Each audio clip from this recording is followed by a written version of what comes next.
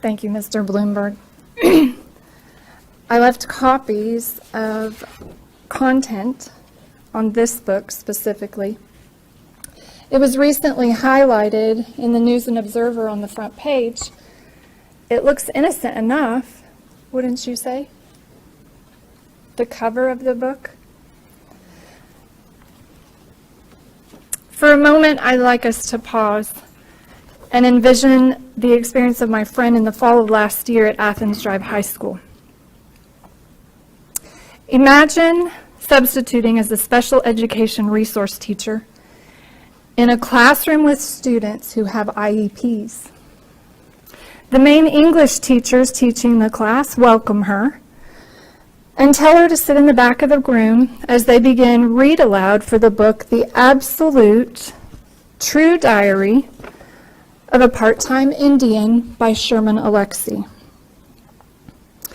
During the read aloud, imagine her startle as students in an inclusive classroom with fellow special education classmates were called on to read in front of peers and educators contents that extensively speak about death, committing suicide, body parts of boys as well as girls, lower area, upper area, don't need to say the words, functions of those body parts, eating disorders, and more.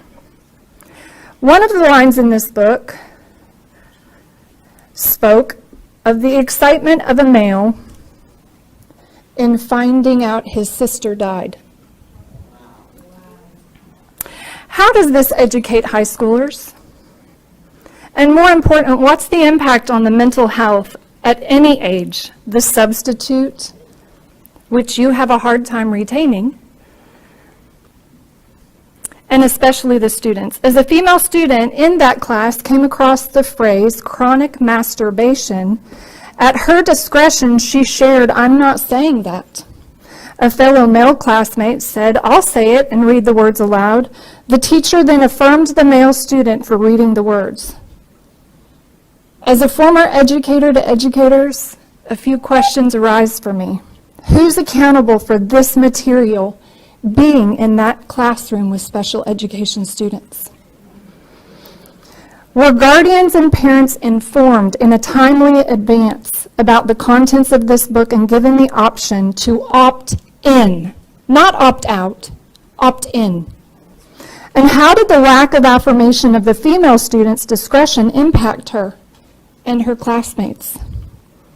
What are the lesson objectives and the outcomes for reading such books? Our next speaker is Becky Lew-Hobbs, followed by Jessica Lewis.